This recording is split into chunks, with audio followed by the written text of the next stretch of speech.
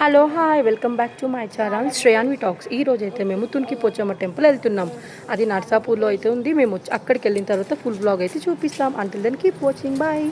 మా ఫ్యామిలీ మొత్తం అందరం కలిసి ఇప్పుడు టెంపుల్ దగ్గరికి అయితే స్టార్ట్ అయిపోయామన్నమాట.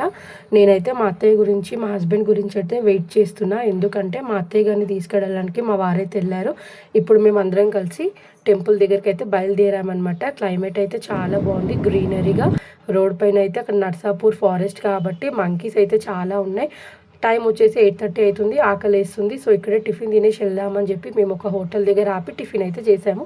మా పిల్లలకి కూడా టిఫిన్ పార్సల్ తీసుకొని వెళ్ళామన్నమాట. మేము వెళ్ళగానే చూడండి మా పిల్లలు అయితే ఎదురొచ్చేసి నానమ్మ అని వాటేసుకుంది. మా పాప అయితే షెడ్ అయితే ఇంకా మా తమ్ముడు మీ అందరికీ హాయ్ షెడ్ అయితే ఉంది. టెంపుల్కి కొంచెం దగ్గరగా ఉండడానికి తీసుకున్నాం. మా వాళ్ళైతే మీ అందరికీ హాయ్ చెప్తున్నారు. మీరు కూడా హాయ్ చెప్పేసుకోండి. ఇప్పుడు మేము షెడ్ దగ్గరికి వచ్చేసరికి మా అత్తయ్య బోనం అయితే పూజిస్తున్నారనమాట. చూసేసేయండి. ఆల్మోస్ట్ సగం అయితే కంప్లీట్ అయిపోయింది.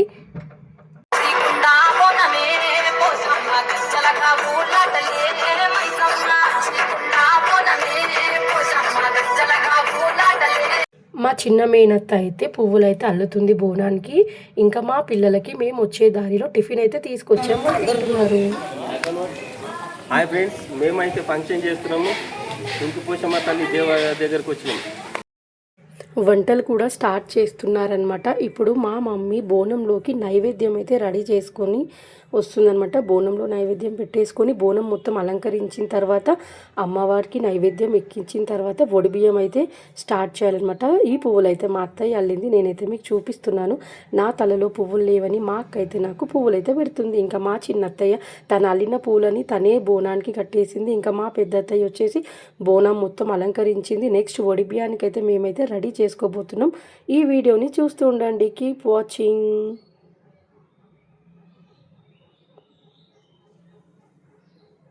నెక్స్ట్ బియ్యం అయితే కలిపేద్దాం.